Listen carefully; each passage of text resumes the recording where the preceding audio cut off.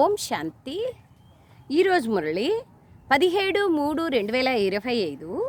మధురమైన పిల్లలారా, చదువే సంపాదనకు ఆధారం. ఈ చదువు ద్వారా మీరు 21 జన్మల కోసం ఖజానాను జమ చేసుకోవాలి. మధురమైన పిల్లలారా, చదువే సంపాదనకు ఆధారం. ఈ చదువు ద్వారా మీరు 21 జన్మల కోసం ఖజానాను జమ చేసుకోవాలి. చదువు ద్వారానే సంపాదన జమ అవుతుంది. ప్రశ్న: బృహస్పతి దశ కలిగిన పిల్లల గుర్తులేమి? జవాబు: వారి పూర్తి ధ్యాస శ్రీమతంపైనే ఉంటుంది. వారు బాగా చదువుతారు, ఎప్పుడూ ఫెయిల్ అవ్వరు. శ్రీమతమును ఉల్లంఘించేవారే ఈ చదువులో ఫెయిల్ అయిపోతారు. వారిపైన మళ్ళీ రాహు దశ కూర్చుంటుంది. ఇప్పుడు పిల్లలైన మీ పైన బృహస్పతి అయిన బాబా లేదా వృక్షపతి అయిన బాబా ద్వారా బృహస్పతి దశ కూర్చోంది. వృక్షపతి బాబా ద్వారా బృహస్పతి దశ కూర్చోంది. సారాంశం: ఈ పాత ప్రపంచాన్ని చూస్తూ మీ బుద్ధియోగం బాబా మరియు కొత్త ప్రపంచం పైన లగ్నం అవ్వాలి. కర్మేంద్రియాల ద్వారా ఎలాంటి వికర్మలు జరగకూడదు. ఈ ధ్యాస ఉండాలి. ఎల్లప్పుడూ శ్రేష్ఠ కర్మలనే చేయాలి. లోపల ఏదైనా రోగం ఉన్నట్లయితే సర్జన్ సలహాను తీసుకోవాలి. ఆత్మకి ఏదైనా రోగం ఉంటే సర్జన్ సలహాను తీసుకోవాలి. రెండవది, సాంగత్య దోషం చాలా చెడ్డది. దీని నుండి స్వయాన్ని రక్షించుకోవాలి. స్వయాన్ని మరియు పరివారాన్ని సుఖవంతంగా తయారు చేసుకోవాలి. చదువు విషయంలో ఎటువంటి సాకులు చెప్పకూడదు. సాంగత్య దోషం చాలా చెడ్డది. దీని నుండి స్వయాన్ని రక్షించుకోవాలి. స్వయాన్ని మరియు పరివారాన్ని సుఖవంతంగా తయారు చేసుకోవాలి. చదువు విషయంలో ఎటువంటి సాకులు చెప్పకూడదు. వరదానం: శ్రేష్ఠ భావన యొక్క ఆధారంతో సర్వులకు శాంతి శక్తి కిరణాలనిచ్చే విశ్వ కళ్యాణకారులుగా కండి. శ్రేష్ఠ భావన యొక్క ఆధారంతో సర్వులకు శాంతి శక్తి కిరణాలనిచ్చే విశ్వ కళ్యాణకారులుగా కండి. స్లోగన్: నేను మరియు నాది అన్నదే దేహాభిమానానికి ద్వారం. ఇప్పుడు ఈ ద్వారాన్ని మూసేయండి. మాయకు ద్వారమే నేను మరియు నాది. ఈ దేహాభిమానానికి ద్వారమైన నేను నాదిని మూసేయండి. అప్పుడే ప్రతి విషయంలో నేను అన్నప్పుడంతా ఆత్మ, నాది అన్నప్పుడంతా బాబాదే నాది. ఈ విధంగా మార్చుకుంటే ఆత్మ గురించి బాబా గురించి ఎప్పుడైతే మనం జ్ఞాపకంలో పెట్టుకుంటామో అప్పుడు ఆటోమేటిక్గా మాయ ద్వారం సమాప్తమైపోతుంది. అప్పుడే మోక్షానికి మార్గం అని కూడా ప్రపంచంలో చెప్తూ ఉంటారు. అచ్చా. ఓం శాంతి. పాట: ఈ పాపపు ప్రపంచం నుండి దూరంగా తీసుకెళ్ళండి తండ్రి. ఎక్కడైతే సుఖము శాంతి నెమ్మది ఉందో ఆ ప్రపంచానికి. ఇది పాపాత్మల పిలుపు. ఈ పాట మీరు ఇలా పిలవాల్సిన అవసరం లేదు, ఎందుకంటే మీరు ఇప్పుడు పావనంగా తయారవుతున్నారు. ఇవి ధారణ చేయాల్సిన విషయం. ఈ ఖజానా చాలా ఉన్నతమైనది. స్కూల్లో చదివే చదువు కూడా ఖజానా వంటిదే. చదువు ద్వారా శరీర నిర్వహణ జరుగుతుంది.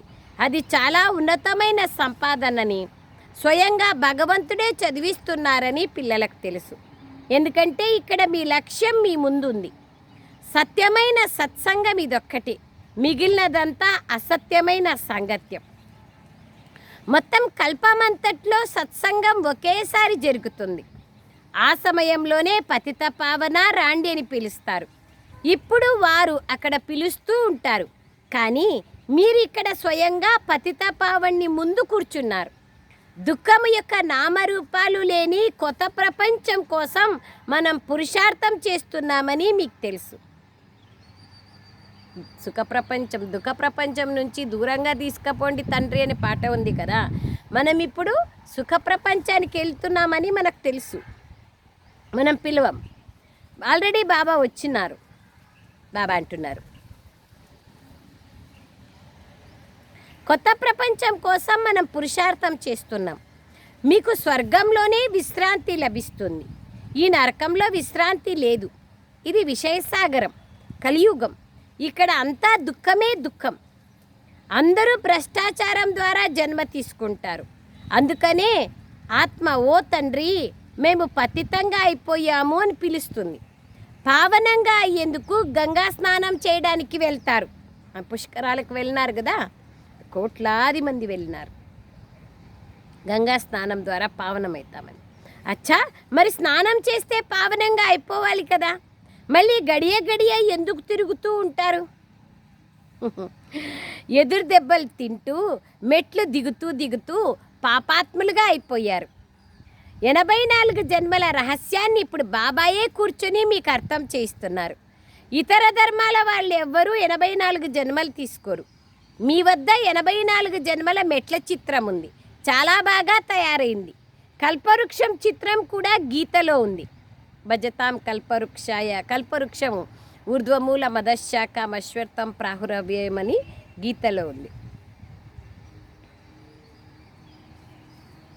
బాబా అంటున్నారు గీతలో కూడా ఈ యొక్క కల్పవృక్ష చిత్రం ఉంది. కానీ భగవంతుడు గీతని ఎప్పుడు వినిపించారు, అతడు అవతరించి ఏం చేశాడు, ఇది ఎవ్వరికీ తెలియదు.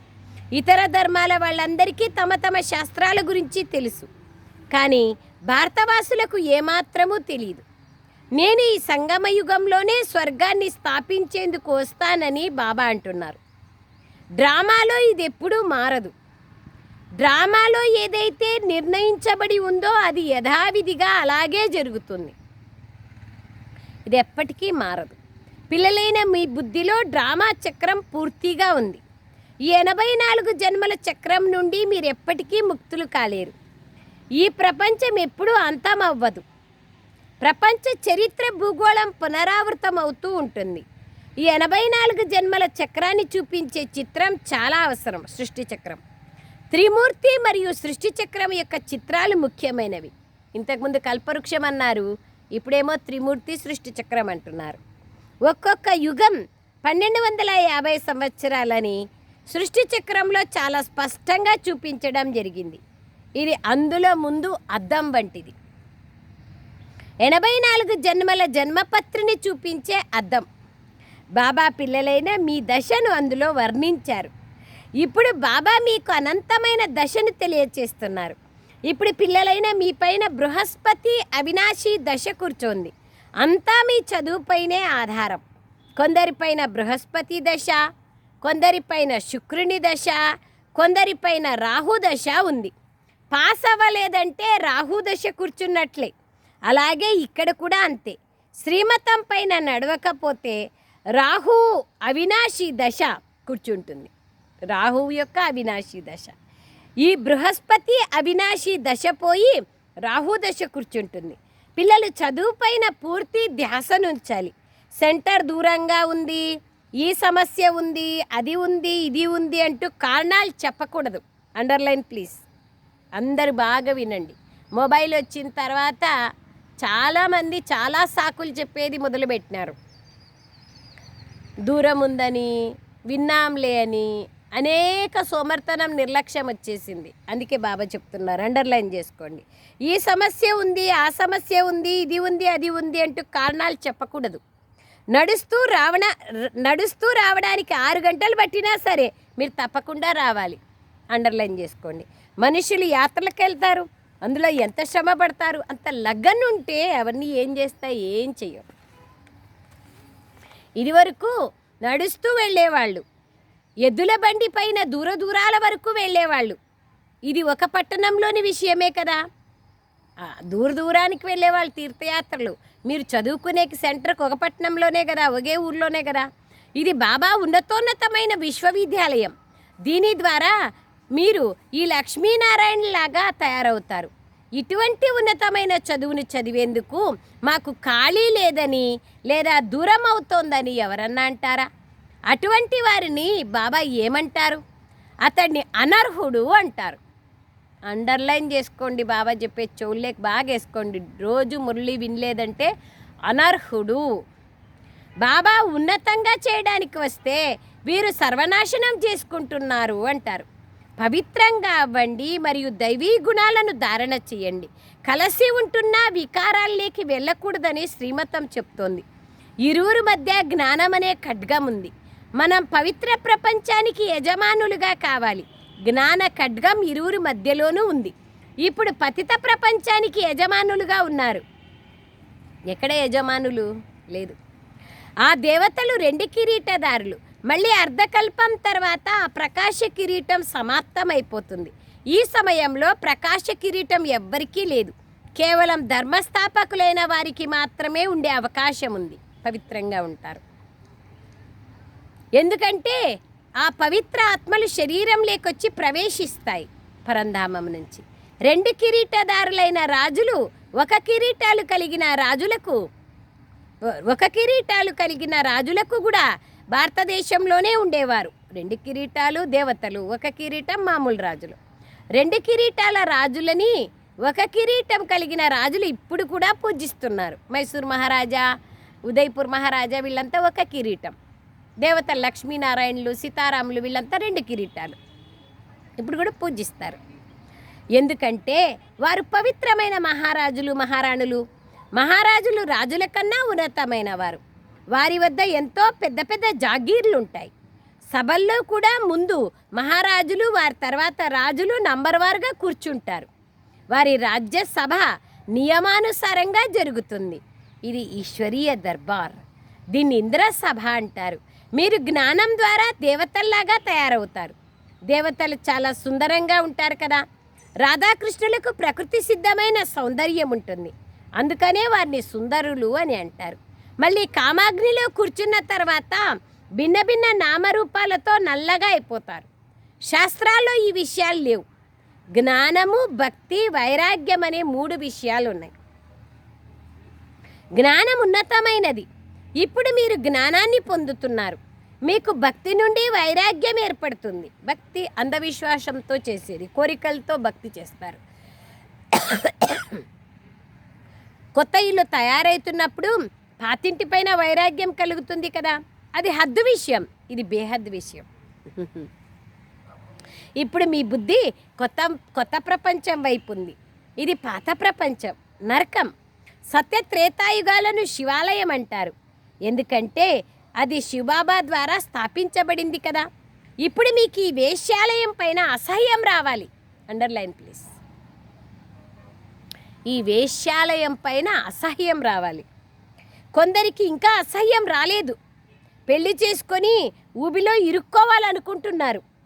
మనుషులందరూ విషయ వైతరణి నదిలో ఉన్నారు. అందరూ మురికిలో పడి ఉన్నారు. వారు ఒకరికొకరు దుఃఖం ఇచ్చుకుంటూనే ఉంటారు. అమృతాన్ని వదిలి ఈ విషయాన్ని ఎందుకు తాగాలి అనే గాయనం కూడా ఉంది. కానీ దాని అర్థమైతే తెలుసుకోరు. పిల్లలైన మీలో కూడా నంబర్ వారుగా ఉన్నారు. వీరి బుద్ధియోగం ఎక్కడెక్కడో భ్రమిస్తోందని తెలివైన టీచర్ చూడగానే అర్థం చేసుకుంటారు.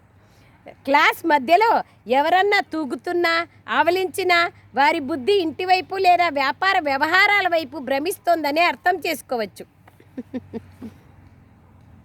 ఆవలింపులు అలసటకి గుర్తు. వ్యాపారంలో మనుషులకు సంపాదన జరుగుతూ ఉంటే రాత్రి 1-2 గంటలైనా కూర్చొని ఉంటారు. అయినా వారికి ఆవలింపులు రావు. డబ్బులు వస్తా అంటే ఆవలింపులు ఎందుకు వస్తాయి? ఇక్కడ తండ్రి ఎంత ఖజానాని ఇస్తున్నారు. ఆవలించడం నష్టానికి, దివాలాకు గుర్తు. దివాలా తీసేవారే గుటకలు మింగుతూ ఉంటారు. ఎక్కువగా ఆవలిస్తూ ఉంటారు. మీకు ఒక ఖజానా తర్వాత మరొక ఖజానా లభిస్తోంది. మరి ఎంత గమనం ఉండాలి. చదువుకునే సమయంలో ఎవరన్నా ఆవలిస్తే వారి బుద్ధియోగం వేరే వైపు ఉందని అర్థం. ఎంత స్ట్రాంగ్గా చెప్తారు. తెలివిగల టీచర్ అర్థం చేసుకోగలరు. ఇక్కడ కూర్చొని ఉన్నా కూడా ఇల్లు వాకిళ్ళు గుర్తుకొస్తూ ఉంటాయి. ఇక్కడ మీరు బట్టీలో కూర్చోవాల్సిన అవసరం ఉంది. మీకు ఇంకెవ్వరూ గుర్తుకు రాకూడదు. ఎవరైనా 6 రోజులు బట్టీలో కూర్చున్న తర్వాత చివరి రోజు ఎవరన్నా గుర్తుకొచ్చి ఉత్తరం రాసినట్లయితే వారిని ఫెయిల్ అని అంటారు. మళ్ళీ 7 రోజుల బట్టీని ప్రారంభించాలి. అప్పుడే అన్ని రోగాలు పోతాయి. 7 రోజుల బట్టీలో కూర్చోబెడతారు. మీరు అర్ధకల్పం మహారోగులు. ఇక్కడ ఉన్నట్లున్నట్లే ఒక్కసారిగా అకాల మృత్యువుని పొందుతారు. సత్యుగంలో ఎప్పుడూ ఇలా జరగదు. ఇక్కడ ప్రతి ఒక్కరిలో ఏదో ఒక రోగం తప్పకుండా ఉంది. శారీరక రోగాలు ఉన్నాయి, ఆత్మకు రోగాలు ఉన్నాయి. చనిపోయే సమయంలో రోగాలతో రోధిస్తూ ఉంటారు. స్వర్గంలో దుఃఖం అంశమాత్రం కూడా ఉండదు. ఇప్పుడు మన సమయం పూర్తి అయిపోయింది. ఇంకా ఈ శరీరాన్ని వదిలి వెళ్ళి ఇంకొక శరీరాన్ని ధరించాలని భావిస్తారు. ఈ విధంగా తయారవుతామని మీకు కూడా ఇక్కడ సాక్షాత్కారం జరుగుతుంది. అలా ఎందరికో జరుగుతుంది. నిరుపేదల నుండి రాజులుగా తయారవుతామని జ్ఞానం ద్వారా కూడా అర్థం చేసుకోగలరు. ఈ రాధాకృష్ణులుగా అవ్వడమే మన లక్ష్యం. లక్ష్మీనారాయణులుగా కాదు, రాధాకృష్ణులుగా అవ్వడమే మన లక్ష్యం. లక్ష్మీనారాయణుల తర్వాత 75 ఏళ్ల తర్వాత పట్టాభిషేకమైన తర్వాత లక్ష్మీనారాయణులు అవుతారు. మొట్టమొదట సత్వప్రధానంగా ఉండేవాళ్ళు రాధాకృష్ణులు.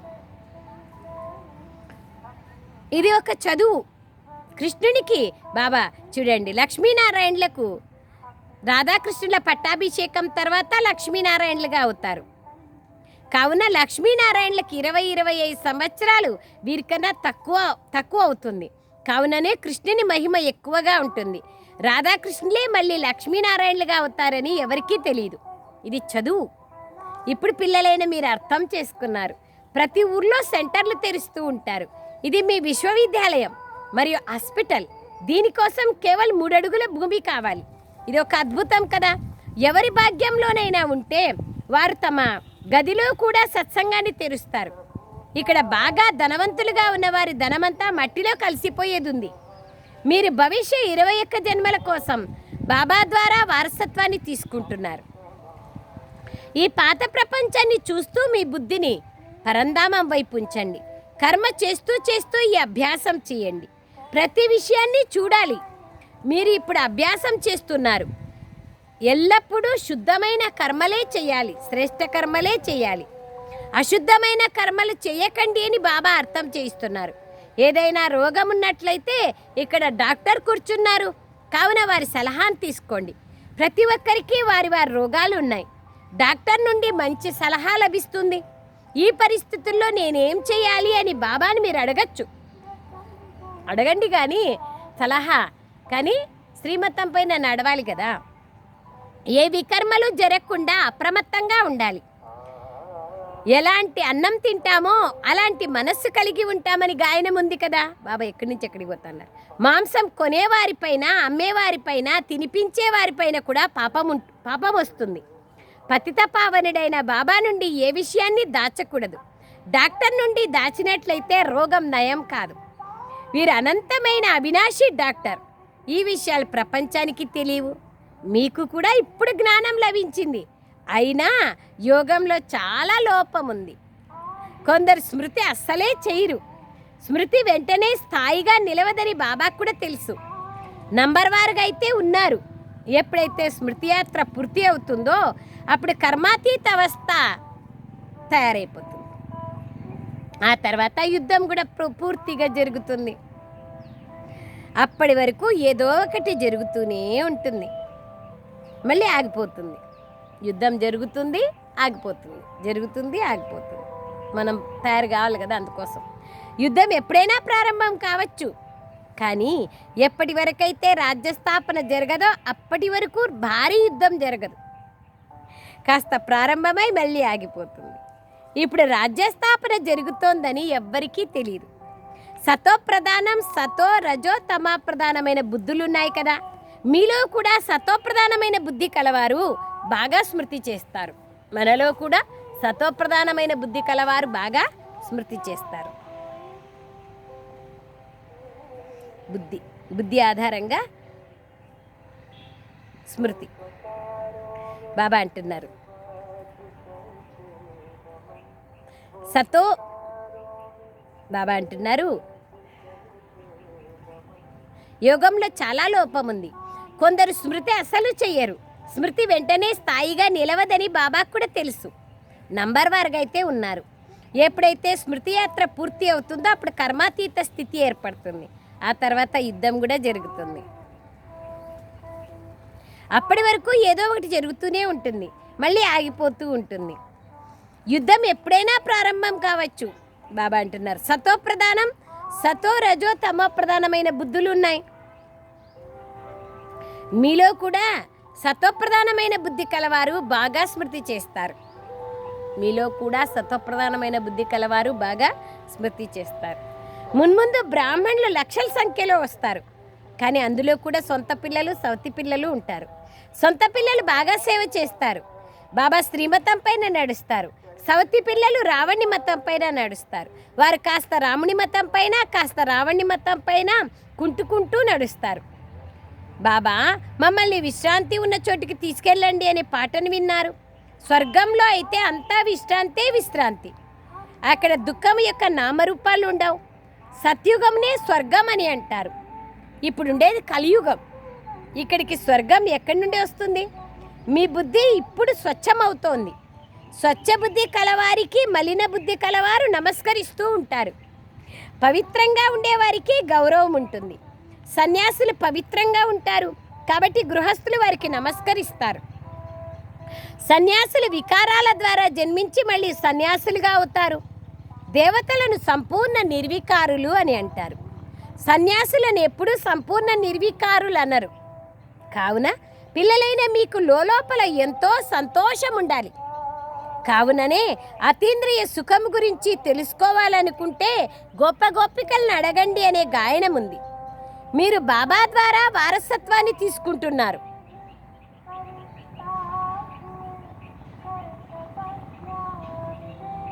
చదువుతున్నారు.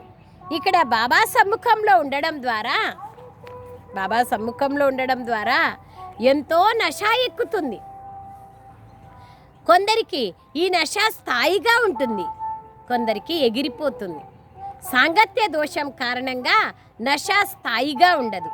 కాస్త నష కలుగుతుంది. ఆ తర్వాత పార్టీలు మొదలైన వాటికి వెళ్తారు. అక్కడ మద్యం, బీడీ మొదలైనవి తాగుతారు, సమాప్తమైపోతారు. ఇటువంటి వాళ్ళందరూ మీ సెంటర్లకు వస్తారు. సాంగత్య దోషం చాలా చెడ్డది. హంస మరియు కొంగ రెండూ ఒకే చోట ఉండలేవు. భర్త హంసగా అయితే భార్య కొంగగా ఉంటారు. కొన్ని చోట్ల భార్య హంసగా అయితే భర్త కొంగలాగా ఉంటారు. పవిత్రంగా ఉండండి అని అంటే దెబ్బలు తినాల్సి వస్తుంది. కొన్ని కుటుంబాల్లో అందరూ హంసలుగా ఉంటారు, కానీ నడుస్తూ కొందరు కొంగలుగా కూడా అయిపోతారు. అందరూ మిమ్మల్ని బాబా అంటున్నారు, అందరూ మిమ్మల్ని మీరు సుఖాన్ని ఇచ్చేవారిగా తయారు చేసుకోండి అని బాబా అంటున్నారు. మీ పిల్లలని కూడా సుఖమునిచ్చేవారిగా తయారు చెయ్యండి. ఇది దుఃఖధామం. ఇప్పుడు ఇంకా ఎన్నో ఆపదలు వస్తాయి. ఎంతో త్రాహి అంటారు. బాబా వచ్చినా మనం బాబా నుండి వారసత్వం తీసుకోకుంటే టూ లేట్ బోర్డు ఏర్పడుతుంది. బాబా స్వర్గ రాజ్యాన్ని ఇచ్చేందుకు వచ్చారు, కానీ వీరు దాన్ని పోగొట్టుకుంటారు. కావున బాబా ఎల్లప్పుడూ తన వద్దకు దృఢ నిశ్చయం కలిగిన వారినే తీసుకొని రమ్మంటారు. స్వయం అర్థం చేసుకొని ఇతరులకు కూడా అర్థం చేయించేవారే రావాలి. అంతేకాని బాబా కేవలం ఒక చూసే వస్తువు కాదు. శివబాబా అయితే కనిపించరు కదా. ఎవరైనా తమ ఆత్మను చూశారా? కేవలం ఆత్మ గురించి తెలుసుకున్నారు. అదేవిధంగా పరమాత్మను కూడా తెలుసుకోవాలి. దివ్య దృష్టి లేకుండా వారిని ఎవరూ చూడలేరు బాబాని. వీరు దివ్య దృష్టి ద్వారా ఇప్పుడు సత్యుగాన్ని చూస్తారు. మళ్ళీ ప్రత్యక్షంగా అందులోకి వెళ్ళాలి. పిల్లలైన మీరు కర్మాతీత స్థితికి చేరుకున్నాకే ఈ కలియుగం వినాశమైపోతుంది. అంతవరకు జరుగుతూనే ఉంటాయి. అంటే మనం అందరూ అని కాదు, ఇంపార్టెంట్ పెద్ద వాళ్ళందరూ కర్మాతీత స్థితికి చేరుకుంటానే ఈ ప్రపంచం వినాశం అనేది అయిపోతుంది. అచ్చా, मीठे मीठे सिखलदे बच्चों प्रति मात पिता बाप दादा का याद प्यार और गुड मॉर्निंग. रूहानी बाप की रूहानी बच्चों को नमस्ते. हम रूहानी बच्चों की रूहानी मात पिता बाप दादा को याद प्यार गुड मॉर्निंग और नमस्ते नमस्ते नमस्ते बाबा नमस्ते. Thank you Baba, thank you. సారాంశం, ఈ పాత ప్రపంచాన్ని చూస్తూ మీ బుద్ధి యోగము బాబా మరియు కొత్త ప్రపంచం పైనే ఉండాలి. కర్మేంద్రియాల ద్వారా ఏ వికర్మలు చేయకూడదు. ఎల్లప్పుడూ శ్రేష్ఠ కర్మలనే చేయాలి. లోపల ఏదైనా రోగం ఉన్నట్లయితే ఆత్మకు డాక్టర్ సలహా, బాబా యొక్క సలహాను తీసుకోవాలి. రెండవ పాయింట్, సాంగత్య దోషము చాలా చెడ్డది. దీని నుండి స్వయాన్ని కాపాడుకోండి. స్వయాన్ని మరియు పరివారాన్ని సుఖవంతంగా తయారు చేసుకోండి. చదువు విషయంలో ఎటువంటి సాకులు చెప్పకూడదు. వరదానం, శ్రేష్ఠ భావన యొక్క ఆధారంతో సర్వులకు శాంతి శక్తి కిరణాలను ఇచ్చే విశ్వ కళ్యాణకారులుగా కండి. ఏ విధంగా బాబా సంకల్పాలలో, మాటలలో, కళ్ళల్లో సదా కళ్యాణ భావన లేదా కళ్యాణ కామన ఇమిడి ఉంటుందో అలా పిల్లలైన మీ సంకల్పాలలో విశ్వ కళ్యాణ భావన, విశ్వ కళ్యాణ కామన నిండి ఉండాలి. ఎటువంటి కార్యమును చేస్తున్నా విశ్వంలోని సర్వాత్మలు ఇమర్జ్ కావాలి. మాస్టర్ జ్ఞానసూర్యులుగా అయ్యి శుభ భావన లేదా శ్రేష్ఠ కామనల ఆధారంతో శాంతి లేదా శక్తి కిరణాలను ఇస్తూ ఉండండి. అప్పుడే విశ్వ కళ్యాణకారులు అని పిలువబడతారు. కానీ దీనికోసం సర్వ బంధనాల నుండి ముక్తులుగా, స్వతంత్రులుగా కండి. దీనికోసం సర్వ బంధనాల నుండి ముక్తులుగా, స్వతంత్రులుగా కండి. స్లోగన్: నేను మరియు నాది అనేదే దేహాభిమానానికి ద్వారం. ఇప్పుడు ఈ ద్వారాన్ని మూసేయండి. అవ్యక్త ప్రేరణ: సత్యత మరియు సభ్యత యొక్క సంస్కృతిని ధారణ చేయండి. సత్యతకు పరిశీలన, సంకల్పాలు, మాటలు, కర్మలు, సంపర్కాలు అన్నింటిలో దివ్యత్వం యొక్క అనుభూతి ఉంటుంది. సత్యతకు పరిశీలన, దివ్యత్వం సంకల్పాలలో, మాటలు, కర్మలు, సంపర్కాల్లో అన్నింటిలో. నేను ఎల్లప్పుడూ సత్యాన్నే మాట్లాడతాను అని చాలామంది అంటూ ఉంటారు. కానీ మాటలు మరియు కర్మల్లో ఒకవేళ దివ్యత్వం లేకపోతే ఇతరులకు మీ సత్యం సత్యంగా అనిపించదు. కనుక సత్యతా శక్తితో దివ్యతను ధారణ చేయండి. ఏది సహించాల్సి వచ్చినా గాబరా పడకండి. సమయ ప్రమాణంగా సత్యం దానికదే నిరూపణ అవుతుంది. ఏది దాగదు. బాబా ఇంట్లో ఏది దాగదు, టైం పడుతుంది అంతేగాని భగవాన్ కి ఘర్ మే ధేర్ హై, అంధేరా నహీ హై. లేట్ కావచ్చు కానీ అంధకారం లేదు. అచ్చా, ఓం శాంతి. Thank you Baba.